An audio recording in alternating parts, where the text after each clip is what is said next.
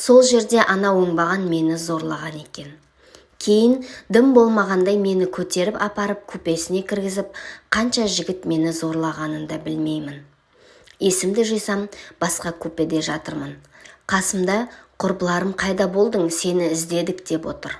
Ал әскер сымақтар орнынан түсіп қалған екен бәрі.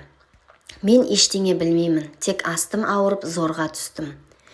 Кейін астыма жаралар шығып, гинекологқа барғанымда, қыз емессің, инфекция жұққан, төсек қатынасымен жұғатын қауіпті инфекция. Емдемесең болмайды дегенде шок болдым. Сосын емделіп, ары қарай өмір сүре бердім. Ары-бері іздестіріп едім, ештеңе таппадым. Аузым аңқиып, досты да таңдамаппын ғой. Әлгі қыздар жатақханадағы қасымда тұратын 4-ші курс қыздары болатын. Жол серіктердің бәрі бірдей емес. Олар қайта